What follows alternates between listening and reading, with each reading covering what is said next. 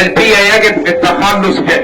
أول عنصر بعد الترحيب بمديرنا الفاضل، زملائي أعضاء هيئة التدريس الكرام، أعزائي الطلبة والطالبات، الكلمة اللي هنقدمها تحت عنوان عادات سلبية يجب التخلص منها. وهي أول عادة هي عادة التدخين، ضار جدا بالصحة. طبعا هناك عدة أضرار، أولا أضرار صحية وأضرار اقتصادية للتدخين.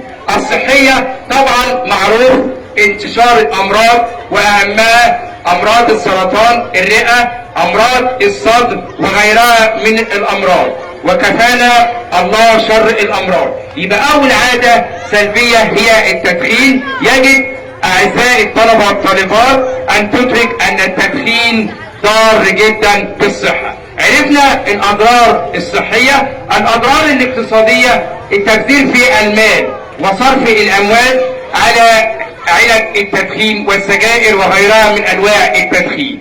هناك أعزائي الطلبة والطالبات نوعين من التدخين: التدخين الإيجابي اللي هو المدخن بنفسه، والتدخين السلبي اللي احنا بنتعرض له غصب عننا كطلبة وكأولياء أمور وغيرها. يبقى نقضي على ظاهرة التدخين السلبي. التدخين السلبي ده كلنا بنتعرض له، وطبعا في دروس الدراسات الاجتماعية خدنا التلوث البيئي والأدخنة اللي موجودة من حرق قش الأرز وغيرها من التلوث البيئي، وهذا من أخطر من حرق قش الرز وهو التدخين، جميع أنواع التدخين السلبي. يبقى كده عرفنا أعزائي الطلبة والطالبات أضرار التدخين. أول حاجة أضرار صحية، أضرار اقتصادية وغيرها من أمراض التنفس. وعرفنا نوعين من أنواع التدخين: التدخين السلبي والتدخين الإيجابي. الإيجابي هو المدخن بنفسه، وهو يعني إيه؟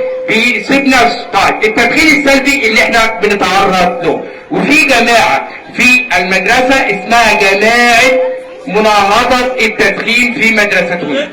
طيب كل شوية هناخد عادة سلبية وهنقضي عليه. يبقى كده أعزائي الطلبة والطالبات في نقاط مهمة تعرفها: التدخين ضار جدا بالصحة، التدخين يؤثر على الصحة العامة، التدخين هناك نوعين من التدخين: التدخين السلبي اللي احنا بنتعرض له غصب عننا، ودي نسبة كبيرة بيحس لنا الأمراض من غير ما تعرف.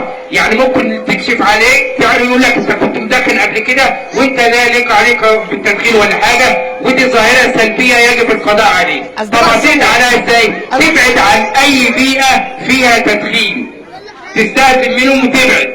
ثاني حاجة واصدقاء السوء.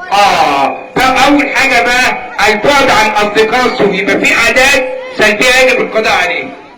صديق لك او والده بيدخن او اي حاجة ما تخشش البيت ده، يبقى هناك عادات سلبية يجب التخلص منها. يبقى كده يا اولاد اعزائي الطلبة والطالبات اتفقنا في مدرستنا ميت الرقة هناك جمعية مناهضة العادات السلبية في مدرستنا، وبدأناها بالتدخين. عرفنا ان التدخين ضار جدا بالصحة، دي اول نقطة. تاني حاجة اضرار التدخين، اضرار اقتصادية، المال اللي بيضيع في علبة السجاير والغلاء اللي احنا كده اولادك اولى بهم. تاني حاجة البعد عن اي بيئة تتعرض للتدخين السلبي. وشكرا لحضراتكم والى لقاء اخر.